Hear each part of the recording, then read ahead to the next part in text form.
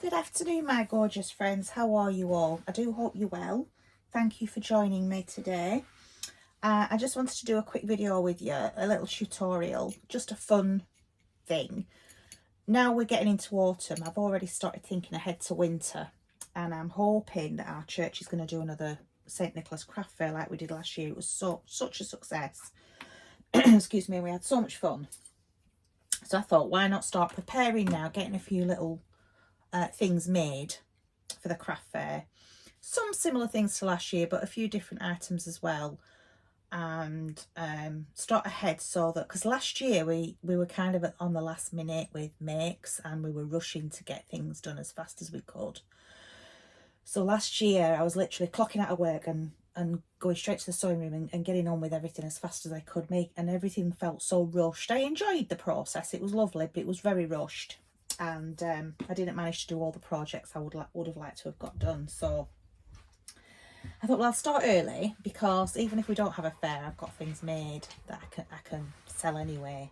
So today we're going to be making, please excuse Bertie keep coming in and out. He's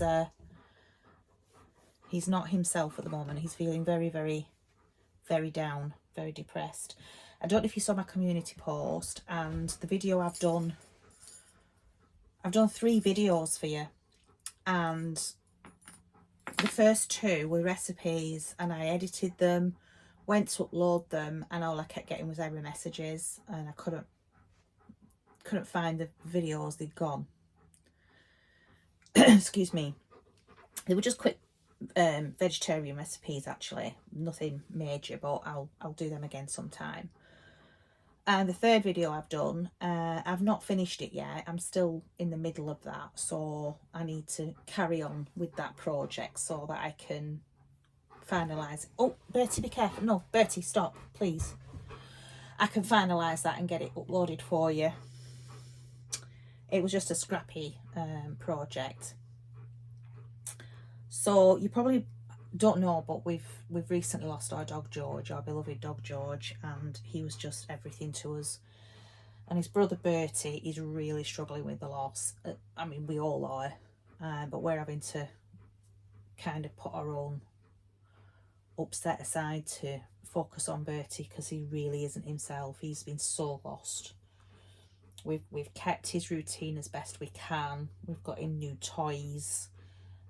New fresh toys to distract him. He's always been a lover of toys. Some treats, plenty of treats. Taking him out all the time with us. We don't go anywhere really without him, except for church. We have to go to church without him, but we don't hang about at church afterwards for fellowship. We just come straight home to make sure he's okay, because he's not good at being left on his own. He gets separation anxiety really bad, and he's struggling. So if the camera gets knocked up, please forgive me, because he's sticking to me like glue at the moment. He doesn't want me out of his sight, which is understandable, isn't it, sweetheart? So I will tell. Let's get on with the video, shall we? You can be a good boy. You can let mummy get on with the jobs. Yeah, he's a good boy. Gonna go lie down. Oh, you might get an appearance now. Hello. I know, sweetheart. He's really feeling the loss, aren't you? I know. You're struggling, aren't you? Can we have cuddles? Some cuddles. I know. You're going to get down now. Let mummy get on with your sewing. Stop knocking the camera. Yeah? So, as you can see, he's a big dog. Good boy. Oh! There we go. I might just have to edit that bit out. Sorry, guys. Right, you need to sit down now and be a good boy. Go lie down in your little corner. Right, I'll get on with the video if I can, if he'll let me. So, we're making these little fun scrunchy wristlets. They're so lovely, so cute. Just see those. I'm just making them from jelly roll strips. They're 2.5 inches wide, jelly roll strips, and they're ideal for this little job. This is just left over from something I have had for years. I think I used these to make a quilted tote bag, and this is what's left over. So I thought, well, I've had them for oh gosh, it must be eight, 9 years, and I keep using them for bits and bats of things. So I thought, oh, I know. I made some wristlets with you last year, but I thought, do you know what? I prefer the scrunchy ones because, I don't know, I just think they fit around your wrist better and you're not, you know, losing them. So you can put your keys on there. You can add your lip balm holders, which we'll probably make some more of. I might just make them a little bit different to what I did last year. Like I said, making things similar and same, but just with a bit of a change. Just improvements, aren't they? So these are the wristlets I made yesterday. Where are the others? Trial and error. Those were slightly wider strips out of a fat quarter, I think. But I quite like these ones. So these were made with 3-inch strips and an inch of inch wide elastic. They're okay, they're not bad, they're all right, but they're comfortable. But I do prefer these jelly roll strips, to be fair. The slightly smaller, thinner ones with the 3/4 inch elastic. That's what we're going to do today. You can choose to have yours as wide or whatever as you like. They're very adaptable. So I'm going to pop the camera down so you can see what we're doing. So let me turn it around a little bit for you and bob you down. There we go. Let's get my coaster out of the way. So what we have here is a 2.5 inch wide strip. So you can use whatever fabric you want to cut to 2.5 inches wide. And you're going to do it 22.5 inches long. Okay. Then what we're going to do is we're going to fold it in half with the right sides together. So that's your good side, which will be on the outside. That's the wrong side, which is on the inside. Okay. So if you was wearing it as a shirt, that's the outside. Right side outside, wrong side inside. Yeah. So you're going to fold it right sides together. And you're going to sew a 1/4 inch seam. Let me just get that paper out of the way. That has its purpose as well. And you're going to need, for this one, 3/4 inch wide elastic cut to 8.5 inches long. So I've got a few of those cut out. And then we're going to bring the machine over and you're going to see me just go down this edge with a 1/4 inch seam allowance. So what I'm going to do is meet these edges up here nicely. I've moved my needle over, rather than use my 1/4 inch foot, I've actually moved my needle over. When you're doing a straight stitch, if you change the width of your needle, it moves it from side to side. So I've moved it to position 6, which gives me a 1/4 inch seam allowance. So we're just going to go back, reverse stitch to secure those stitches, they don't come undone, and then carry on. Now what I'm doing to get my 1/4 inch, this edge of the fabric is lined up with this side of the foot, the inside. So I'm just following along that edge of the foot. And if you go a little bit skew with, don't worry. As long as it's not too much, because you need to get your elastic through. And then we're going to press it.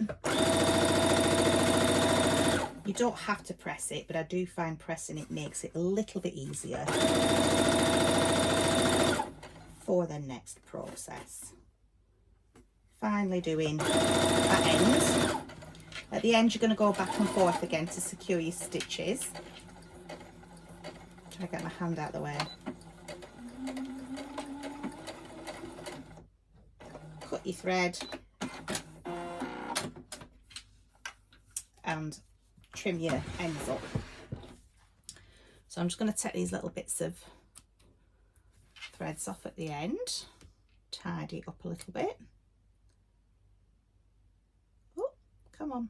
There we go. So what I want to do now with this seam, I want to pull the fabric out so the seam is actually flat in the middle. like that, rather than at the edge like that. So I'm just going to bring my little ironing pad over for this, just so that it grips to it a little bit better. It just makes it easier. So all I'm going to do now, I do hope you can see well. I'm so sorry if you can't. I'm going to, as I get to this end, you'll probably be able to see better, won't you? I'm just going to move the camera nearer so you can see, like that. Move that out of the way. See if you can get in closer. So I'm just going to open this seam up and have it going down the middle ish. I'm only looking at it by eye. I'm not going to measure each side of the seam to make sure it's even. It doesn't require that. I'm just going to go down a little bit at a time. I think if you remember on my last videos, I was using a very, very old iron that used to be my mother's travel iron, and goodness, I remember it when my eldest was little and she's now 33, so I was getting a little bit concerned about this iron because it didn't seem to be working as well as it used to, and it had a funny sort of smell to it when I was plugging it in, so I was like, right, get rid of it. So I treated myself to a little iron, and while it was on sale, it had a discount on it, so I thought, oh, I'll just treat myself to that now rather than risk a house fire. So it's had its, you know, its uses over the years. It's gone all over the world. In fact, I don't think I've thrown it away. I think I've just kept it in the little spare room in a box somewhere. I should get rid of it, really. I'm not the sort of person to keep things for sentimental value, but normally, but it's been all over the world. I feel a bit bad throwing it away. It's seen more at world than me. Right, so I've got that seam down the centre now. Okay. Now what I'm going to do, why I cut it to 22.5, you want it about 22. But why I've cut it to 22.5 is because I'm just going to sew one end shut, just to make it a little bit easier for turning. It's already difficult for turning as it is. So I'm going to go back as well, just to secure those stitches and make it a little bit stronger. But what I'm actually going to do, sorry guys, I still haven't made that sewing pad, have I? I keep sewing machine pad. I promise I'm going to make. What I'm going to do now is I'm just going to grab this seam and try and grab the outer seam to tuck that in now. And it really is finicky and hard work to start off, and does require a little bit of patience to get it going. But what I've found the easiest thing to use is a knitting needle, just because of the length of this project. And I'm just going to try grab each side of the fabric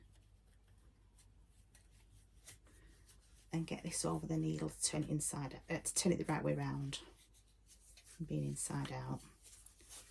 There we go. Once you get it going, and I use the needle this end here, the stopper end, because your needle does go through the material, because you're having to put a bit of force behind it. So there we go. Now then,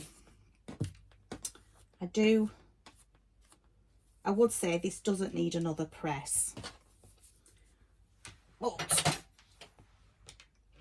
I always press things in between each stage, or I try to press things in between each stage if I remember, just to make the job a little bit easier. I'm just going to poke them corners out, keeping that seam in the middle as best you can. It does keep wanting to twist around to the side, so you've got to be mindful that it might just keep needing adjusting. And I'm just going to snip that tiny end off. That's why I sewed it. That's why I cut it out at 22.5. It just gives me a little bit of wiggle room to do that with it. And I have ordered a clover turning tool, which will be, it's like one of these bodkins, but it's much longer, so it will make this job easier. The standard bodkin just isn't long enough, really, and cutting that, sewing that end so that you can turn it with the knitting needle does make it a little bit quicker. So I'm just gonna iron this again as best I can, bearing in mind I want to keep that seam as near to the middle as I can, and then doing a little bit at a time, just a little bit, because it's a small item. Smaller items do tend to be a little bit more finicky, but it is an easy project. It's a very easy project. I'm just going to snip any sort of loose threads that have come from the edges fraying, edges of the fabric, and that should suffice. You won't really see them, to be fair. I'm being a bit fussy there, but now we have a tube. Either end is open. So what I'm now going to do, this is where I'm going to use this bodkin that I'm not so keen on, and I'm very eager for my clover turning tool to come. I'm going to put my bodkin on here now. I don't like these particular ones. I don't know if they're just, if all bodkins are as rubbish as these, or if it's just I've been unlucky with these ones. They're not that good, but I'm going to pop this inside, keeping this seam facing me, just so I can keep an eye on where it is and it's not twisting. And I'm going to bring this down a little bit, not all the way. Once I get these edges lined up with the elastic, with the edge of the elastic, I'm going to sew this end here, just so. I'm not going to do that on camera because it's just a very quick. I am going back and forward 3 or 4 times just to make sure that that line is very strong and the elastic doesn't come off. I've gone forward, reverse, forward, reverse, forward, reverse, or whatever, so that you're going over it multiple times, and that will keep it strong.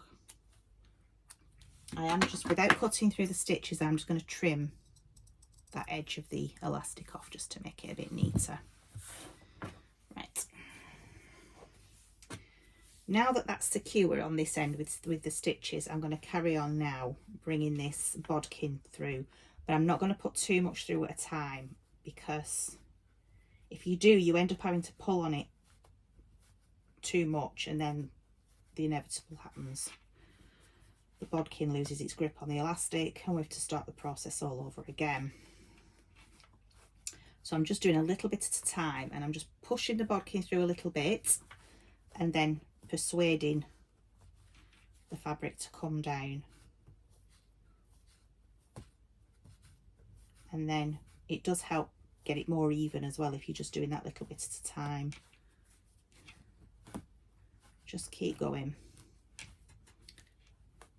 praying that the bodkin doesn't let go of the elastic. And then last little bit, keeping an eye on those seams, because they will want to twist, and you'll end up with a seam here and then twisting halfway and ending up on the other side. So do keep an eye on that seam. I have had that happen to me. Now that we've got this elastic here, keep hold of it while you take it to the machine and do 3 or 4, even 5 or 6 back and forth stitches across there just to secure it. I will just bring the sewing machine in actually, now I've got this. I'm just going up and down, backwards and forwards,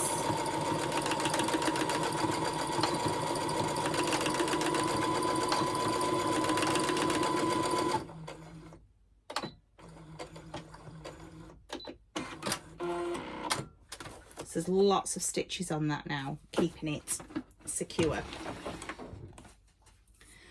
And then I'm going to grab my tiny scissors just to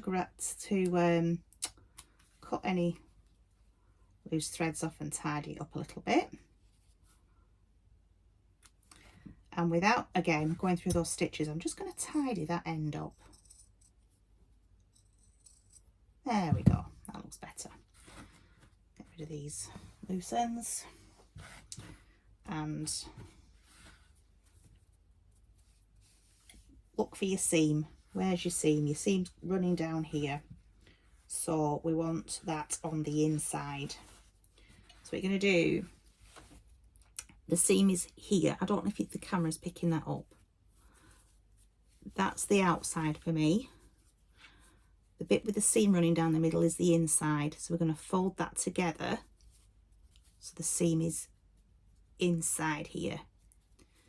We're going to do that. I'm going to bring our paper in because I'm very clumsy. Very clumsy. I'm just going to sew these two ends together just so that they stay together. You don't have to. I just choose to do that.